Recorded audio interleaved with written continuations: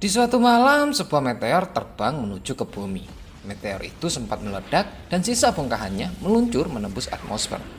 Lalu jatuh tepat di mana seorang manusia bernama Wayne Gray sedang berlatih menjadi petugas pemadam kebakaran. Bongkahan asteroid itu merusak mobilnya dan menciptakan sebuah lubang yang cukup besar.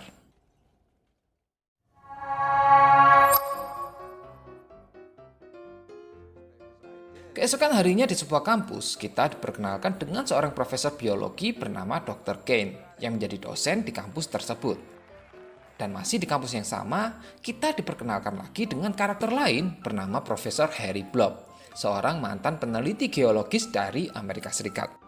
Di sini dia menerima laporan tentang adanya sebuah meteor yang jatuh di area rute 89A dan dia diminta untuk meneliti meteor tersebut. Tidak lama kemudian, Harry bersama Ken pergi untuk mendatangi lokasi jatuhnya meteor. Ketika sampai, ternyata di sini sudah ada beberapa sheriff yang berjaga, serta Wayne yang meminta ganti rugi atas kerusakan mobilnya. Namun permintaan itu ditolak karena peristiwa ini termasuk dalam bencana alam. Wayne kemudian diantar pulang oleh seorang sheriff, sedangkan Harry bersama Ken mulai memasuki sebuah goa yang menjadi jalur jatuhnya meteor. Di sini juga ada beberapa polisi yang sedang mengambil foto untuk diupload ke Instagram. Untuk dokumentasi. Saat melihat meteor itu dari dekat, Ken menyadari ada yang aneh dengan meteor tersebut. Karena ada benda lain yang tumbuh di atasnya. Dan hal ini harusnya mustahil untuk sebuah meteor yang baru jatuh beberapa jam yang lalu. Ketika Harry mencoba untuk mengambil sampel, tiba-tiba muncullah sebuah cairan dari dalam meteor tersebut. Dan hal ini benar-benar menjadi sangat aneh. Singkatnya, ketika Ken melihat cairan itu melalui sebuah mikroskop, dia mendapati adanya beberapa sel yang bisa membelah diri dengan sangat cepat. Dan ketika dia menganalisanya menggunakan komputer, dia mendapati bahwa sel itu memiliki 10 pasangan basa. Ken yang terkejut dengan penemuan tersebut kemudian pergi menemui Harry, lalu menceritakan bahwa sampel meteor itu dipenuhi dengan organisme bersel satu. Dan tingkat metabolismenya di luar perkiraan. Diketahui juga sel tersebut dapat membelah diri dengan kecepatan yang hampir 2 kali lipat, yang memiliki kemungkinan bahwa sel itu adalah milik para alien. Karena pada umumnya DNA dari semua makhluk yang hidup di bumi hanya memiliki 4 pasangan basa. Ken kemudian mengajak Harry untuk melihat langsung penemuan tersebut. Namun betapa terkejutnya mereka ketika mendapati bahwa sekarang sel itu telah tumbuh menjadi organisme yang lebih kompleks. Mereka pun beranggapan bahwa ini adalah sebuah evolusi. Kembali pada Wayne yang sedang tertidur sambil berdiri ketika tes pemadam kebakaran sedang berlangsung. Dia kemudian dibangunkan dan diperintahkan untuk segera mengejar yang lain. Namun sayangnya Wayne gagal dalam tes ini. Go, come on.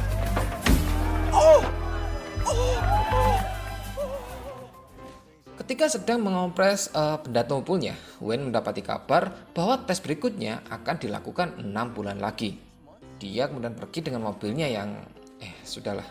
Sementara itu, Ken dan Harry kembali mendatangi lokasi jatuhnya meteor bersama dengan beberapa muridnya serta sebuah mobil derek. Mereka berniat untuk mengangkut batu meteor tersebut. Para sheriff tidak bisa mencegah mereka karena Harry selalu mengklaim bahwa dia diutus oleh USGS, sebuah lembaga ilmiah yang dikelola oleh pemerintahan Amerika Serikat. Dan ketika mereka memasuki goa, Harry bersama Ken dikejutkan dengan banyaknya perubahan yang terjadi, serta bau yang sangat menjijikan. Tidak lama kemudian, seorang siswi yang bernama Nadine merasakan ada sesuatu yang sedang menggeliat di sekitar kakinya. Segera akan mencoba untuk melihat lebih dekat apa yang ada di tanah goa tersebut. Mereka kembali dikejutkan dengan adanya jutaan cacing pipih yang telah berkembang hanya dalam waktu 18 jam saja. Ken kemudian mengambil salah satu cacing tersebut, namun ketika dia mengangkatnya, cacing itu mati seketika. Segera dia menyadari bahwa oksigenlah yang telah membunuhnya. Dan cacing-cacing itu hanya bisa hidup dengan atmosfer mereka sendiri yang terlihat seperti kepulan asap yang menutupi tanah. Singkatnya, Ken bersama Harry berhasil membawa 3 cacing yang mereka letakkan ke dalam toples, lengkap dengan atmosfer makhluk tersebut. agar cacing-cacing itu bisa terus tumbuh demi penelitian selanjutnya. Namun tidak lama kemudian mereka mendapati kejutan yang lain, di mana cacing-cacing itu bisa membelah diri hanya dalam hitungan detik. Ken bersama Harry kemudian sepakat untuk tidak memberitahu siapapun tentang penemuan ini, agar mereka bisa memegang penuh kendali untuk melakukan banyak penelitian serta mendokumentasikan semuanya. Kembali pada Wayne yang saat ini sedang bekerja sebagai seorang penjaga kolam renang. Ketika berjalan di sebuah lorong, dia menemukan beberapa cacing pipi mati yang berserakan di depan pintu gudang. Dia kemudian membuka pintu tersebut dan mendapati bahwa cacing-cacing itu datang dari retakan yang ada di lantai. Tidak cukup sampai di situ, dia juga melihat hewan aneh yang sedang berenang di sebuah penyaringan air.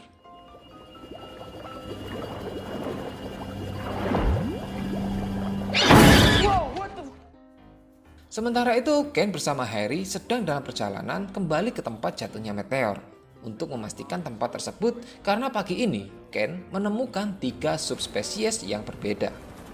Namun ketika sampai, ternyata tempat tersebut kini telah dikuasai oleh pihak militer. Mereka sempat dihadang oleh militer yang sedang berjaga. Namun pada akhirnya mereka mendapatkan izin dari Jenderal Russell Woodman, seorang kepala peneliti Angkatan Darat Amerika yang juga adalah teman lama Ken ketika dia masih bekerja untuk Pentagon. Di sini Jenderal Russell juga mengatakan bahwa setelah kepergian Ken dari Pentagon, militer terus memantau Ken melalui komputernya, sehingga para militer juga mengetahui tentang semua penemuan yang sedang disembunyikan oleh Ken. Tidak lama kemudian datanglah seorang peneliti senior di bidang epidemik yang bekerja sama dengan pemerintah bernama Dr. Ellison Reed. Singkat dari percakapan mereka, Ken bersama Harry tetap diikutkan dalam program penelitian. Namun kendali penuh kini diambil alih oleh militer serta di bawah pengawasan pemerintah. Mendengar hal itu, Ken pun marah lalu pergi bersama Harry sambil menghina Jenderal Russell. Berikutnya, Ken bersama Harry kemudian mengajukan gugatan kepada pengadilan dengan tuduhan penemuan ilmuwan lokal yang direbut oleh militer. Namun pada akhirnya, Ken harus kalah setelah militer membocorkan tentang kegagalan penelitian yang dilakukan olehnya ketika masih berada di Pentagon, yang menyebabkan beberapa komplikasi penyakit pada puluhan prajurit. Setelah pulang dari persidangan, Ken dan Harry mendapati pintu ruangannya telah rusak, serta seluruh penelitiannya menghilang bersama dengan data-data yang ada di komputernya. Di malam harinya mereka kembali ke tempat meteor jatuh. Dengan menyamar sebagai anggota militer, mereka berhasil memasuki fasilitas. Di sini semuanya telah sangat berubah, di mana tempat ini telah menjadi habitat baru bagi hewan-hewan aneh yang saling memakan satu sama lain. Ken kemudian meminta Harry untuk menangkap salah satu hewan lalu memasukkannya ke dalam toples. Yeah, snag one and put him in the bucket. I seen this movie. The black dude dies first. You snag it. Oh, don't be scared. Come on, we came for a specimen now. Namun ketika Harry akan menangkapnya, tiba-tiba Come on. Oh! All right. Look at that backside. karena hewan aneh itu memiliki bentuk seperti bokong yang besar, Harry kemudian mulai membicarakan Dr. Ellison Reed, yang tanpa mereka sadari pembicaraan mereka didengarkan dan diawasi langsung oleh Dr. Reed. Tidak lama kemudian Dr. Reed serta 2 prajurit mendatangi Harry bersama dengan Ken yang sedang mencoba mengambil sampel batu meteor. Reed kemudian menuduh Ken telah melanggar perintah hakim. Namun Ken melawan dengan menyalahkan militer yang telah mencuri sampel serta data-data dari laboratoriumnya. Di saat mereka berdua sedang bertengkar, tiba-tiba Harry berteriak panik karena ada hewan seperti nyamuk yang memasuki pakaiannya. Dan tidak lama kemudian Harry kembali menjerit karena merasakan bahwa hewan itu sekarang telah memasuki tubuhnya. Segera Harry pun dilarikan ke ruangan medis. Di sini karena hewannya terus bergerak, dokter pun segera mengambil penjepit lalu menangkap hewan itu di usus besar melalui lubang belakang.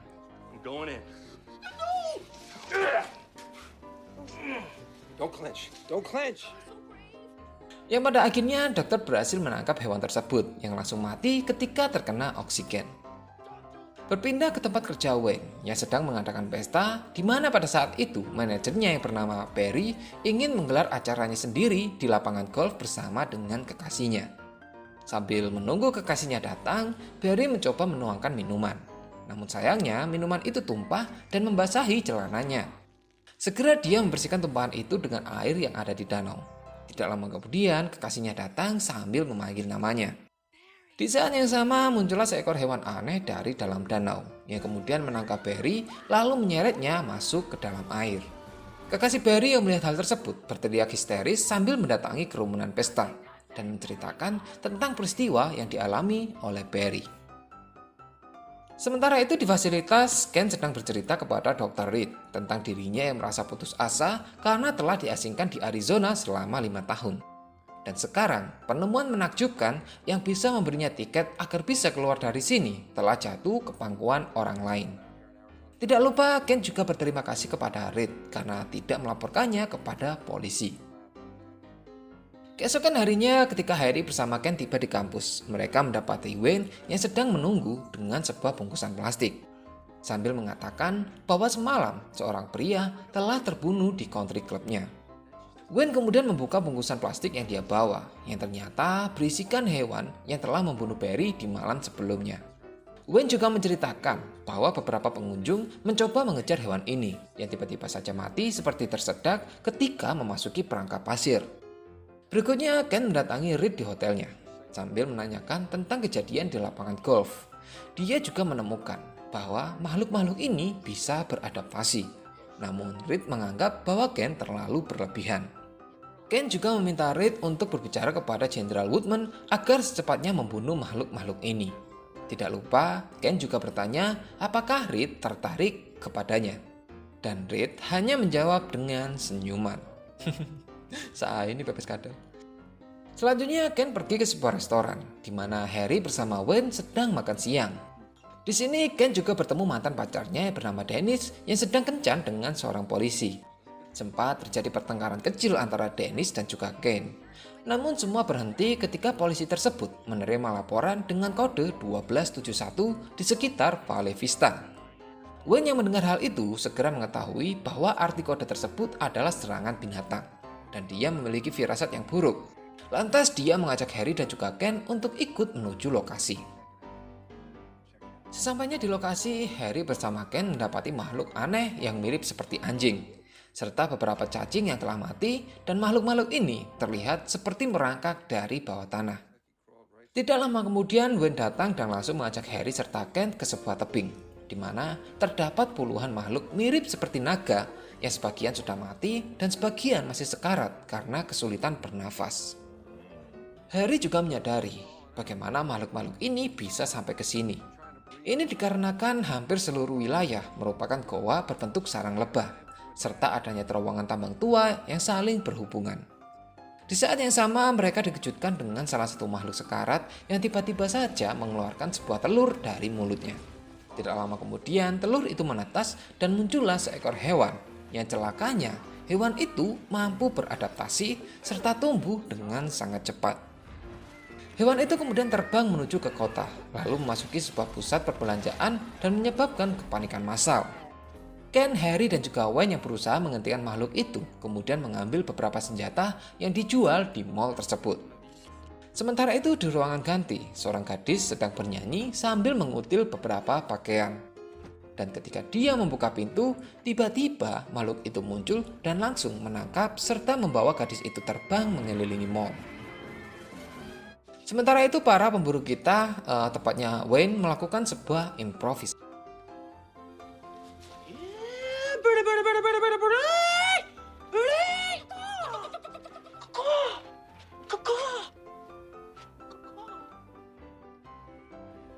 Ken, Harry, dan juga Wayne yang terus melakukan pengejaran akhirnya kehilangan jejak.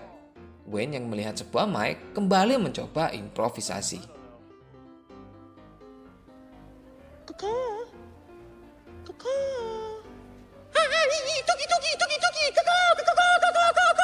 Wayne, I think we've established that kaka, kaka, and tuki, tuki don't work.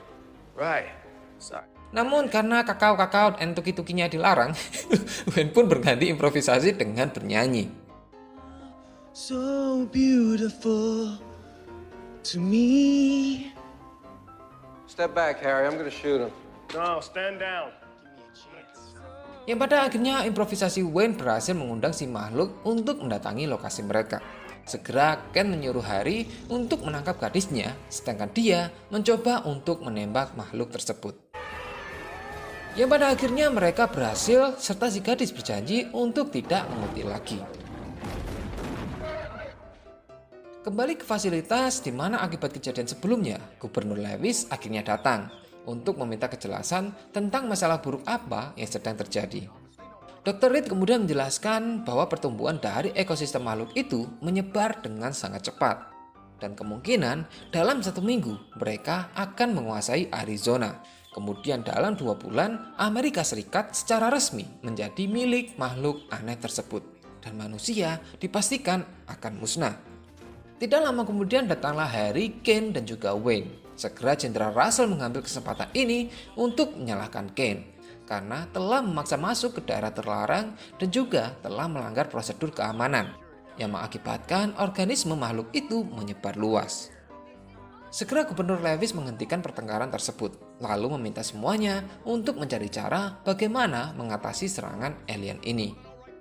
Jenderal Russell kemudian menyarankan untuk melakukan evakuasi kepada seluruh warga dalam jarak 5 mil dari lokasi kejadian. Lalu membakar semua makhluk itu sampai musnah dengan menggunakan bom napalm yang sangat banyak. Karena dia percaya bahwa penyelesaian secara militer dipastikan akan berhasil.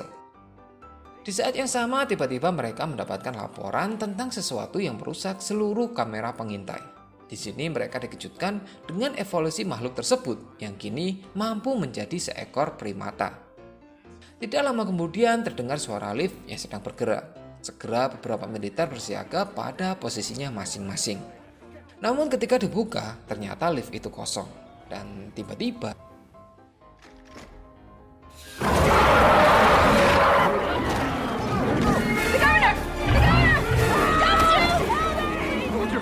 Hold your fire. You're gonna get somebody killed. beruntung para primata itu bisa segera dihentikan. Mendapati kejadian mengerikan ini, Gubernur Lewis akhirnya menyetujui rencana Jenderal Russell dan akan mendukung penuh semua operasinya. Berikutnya Jenderal Russell mengusir Ken bersama yang lain karena menganggap bahwa proyek ilmiah telah berakhir. Dan ketika Ken akan berjalan ke mobilnya, dia dihentikan oleh Reed yang kemudian meminta untuk bergabung. Serta membawakannya berkas-berkas penelitian dan juga sampel milik Ken yang sebelumnya dicuri oleh Jenderal Russell. Di sepanjang perjalanan terlihatlah evakuasi yang sedang berlangsung, serta para militer yang mempersiapkan bom napalm di lokasi tempat jatuhnya meteor. Ken bersama yang lain akhirnya sampai di kampus. Di sini kembali mereka memikirkan bagaimana cara untuk membunuh makhluk tersebut. Hingga ketika Harry menyalakan udutnya, dia tidak sengaja membuang korek api yang masih menyala ke arah cairan meteor. Yang seketika itu membuatnya terbakar dan langsung berkembang dengan sangat cepat. Di sini mereka akhirnya menyadari bahwa api adalah katalisator bagi makhluk-makhluk tersebut. Seperti ketika mereka jatuh dari luar angkasa lalu terbakar oleh atmosfer bumi. Dan jika sebatang korek api kecil saja bisa merubahnya menjadi seperti itu, bagaimana jika menggunakan 1 ton bom napalm? Menyadari bahwa penggunaan bom akan membuat makhluk tersebut berkembang, mereka berusaha menghubungi Jenderal Russell untuk meminta menghentikan pengeboman. Namun Jenderal Russell menolak untuk menerima telepon dari Dr. Reed. Ketika sedang berpikir untuk mengatasi bahaya yang sangat besar ini, tanpa sengaja Ken melihat tabel periodik yang ada di belakang kaos Dr. Reed. Ken segera menyadari bahwa para makhluk itu sebenarnya berbasis nitrogen dan selenium adalah jawaban untuk mengatasi makhluk-makhluk tersebut. Namun diperlukan 500 galon selenium untuk mengakhiri ini semua. 2 murid Ken yang datang kemudian menyarankan, Head and Shoulders. Samponya Joe Taslim. ya karena di Head and Shoulders terdapat bahan aktif yaitu selenium sulfida yang berfungsi untuk membersihkan ketombe serta gatal-gatal pada kulit kepala yang diakibatkan oleh ketombe basah. Kok jadi iklan anjing? Dan karena itu adalah ide yang terbaik, segera mereka membentuk pasukan untuk mengumpulkan sampo Head and Shoulders. Sedangkan Wayne pergi mengambil kendaraan yang cocok untuk menjalankan misi ini. Hingga sampai di pagi harinya mereka berhasil mengisi penuh sebuah mobil pemadam kebakaran dengan sampo Head and Shoulders. Samponya Joe Taslim. Dan langsung berangkat menuju ke sebuah tambang tua yang terhubung dengan lokasi jatuhnya meteor. Sementara itu Jenderal Russell menjadwalkan pengebomannya lebih awal. Di saat yang sama datanglah Gubernur Lewis yang akan mengawasi pengeboman itu secara langsung dan akan menurunkan pangkat Jenderal Russell jika rencananya tidak berhasil. Kembali pada kelompok Kane yang akhirnya sampai di lokasi meteor dan berniat menyemprotkan cairan itu ke sekeliling gua. Namun tiba-tiba muncullah beberapa primata yang menghadang mereka. Dan tidak lama kemudian disusul dengan ledakan bom napalm yang pada akhirnya membuat makhluk itu mulai berkembang menjadi lebih besar. Menyadari situasi dalam bahaya, mereka bergegas keluar dan pergi untuk menyelamatkan diri. Jenderal Russell bersama Gubernur Lewis tertawa puas dengan kejadian tersebut. Namun tiba-tiba sebuah getaran terjadi disusul dengan kemunculan makhluk aneh yang sangat-sangat besar dari dalam tanah. Para militer mulai melakukan serangan, namun serangan itu tidak berefek apapun pada makhluk tersebut. Dan tidak lama kemudian, Ken menyadari bahwa makhluk itu mulai membelah diri. Namun rencana Head and Shoulders masih tetap berjalan. Segera mereka bergegas untuk menuju ke arah makhluk besar tersebut. Aksi Ken bersama kelompoknya ini juga disaksikan oleh Gubernur Lewis. Berikutnya, para protagonis ini sampai dan berhenti tepat di tengah-tengah makhluk itu. Mereka segera menaikkan tangga dan segera menyemprotkan cairan sampo Head and Shoulders ke dalam lubang makhluk tersebut yang mirip seperti... sudahlah. Harry sempat tersedot ke dalam lubang makhluk itu. Namun beruntung Dr. Kent berhasil menyelamatkannya dan mereka segera pergi dari tempat tersebut. Yang pada akhirnya mereka pun berhasil membunuh makhluk besar itu dengan cairan sampo Head and Shoulders. Samponya Joe Taslim. Berikutnya Gubernur Lewis memberikan gelar pahlawan serta penghargaan kepada Wayne yang kemudian diresmikan sebagai anggota pemadam kebakaran secara langsung oleh Gubernur. Profesor Harry sebagai ahli geologi terkemuka di Arizona, serta Dr. Reed dan juga Dr. Kane yang tiba-tiba menghilang karena lagi mantap-mantap di dalam mobil pemadam kebakaran. Akhir cerita melawan ancaman alien bisa menjadi pekerjaan yang sangat berat. Begitu juga dengan menjaga rambut kalian agar tetap bersih dan bebas ketombe. Jadi, kalian semua harus menyiapkan Head and Shoulders di dalam rumah. Samponya Joe Taslim. Head and Shoulder. Yakin? Head and Solidar. Yang bener lo. Head and Solitaire. Udah ganti aja nih pemainnya nih. Head and Shoulders. Semuanya benar. Head and Shoulders. Move on ke Head and Shoulders. 5 kali lebih dahsyat, ketombe basah dan apek kelas.